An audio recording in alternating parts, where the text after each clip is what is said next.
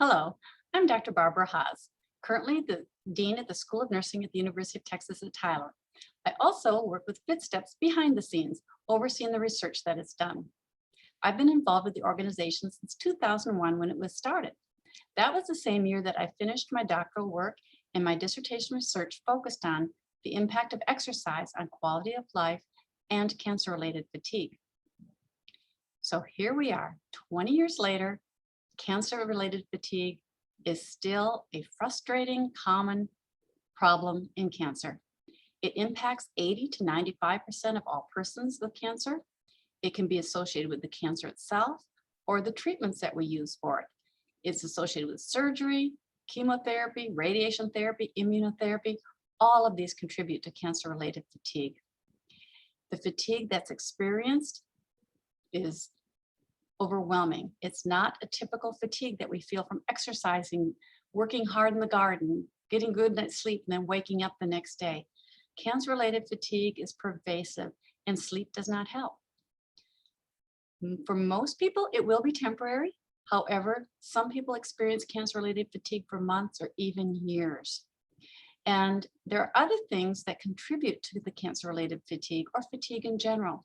I mentioned the treatments. Well, some of those treatments will cause anemia or a low red blood cell count, or they can contribute to sleep disturbances, which of course makes one feel more tired.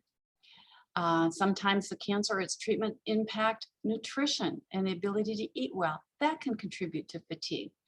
So as you can see, there's a kind of a downward spiral because the treatments that we give are necessary, but they make one feel worse. You want to do less, you get more fatigued, and you're more fatigued. You want to sleep more, but you don't sleep well. So that's a real problem.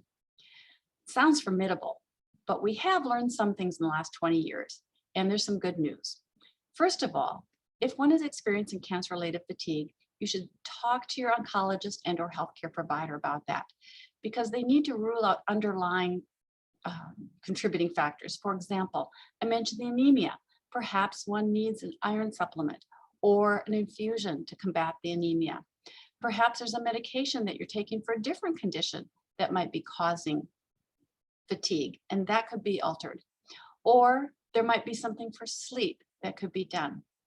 So there's lots of things that could be addressed first. But after all of that is done, here's the really good news. In study after study after study, the most effective intervention for cancer-related fatigue is exercise. Exercise improves mood. It decreases depression, decreases anxiety, decreases stress. It helps people sleep better. You're more physically active, so you're able to socialize more.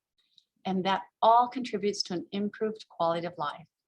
So what exercise can do is break that cyclical pattern where you're becoming more tired, sleeping more, but not sleeping well, feeling more fatigued. Instead, it's just the opposite. It breaks that pattern so one starts feeling more energetic, is able to do more, you're able to sleep better, mood improves, quality of life improves. You are making the right decisions by exercising. Good for you. Truly, it's good for you. FitSteps is the right step in combating cancer-related fatigue.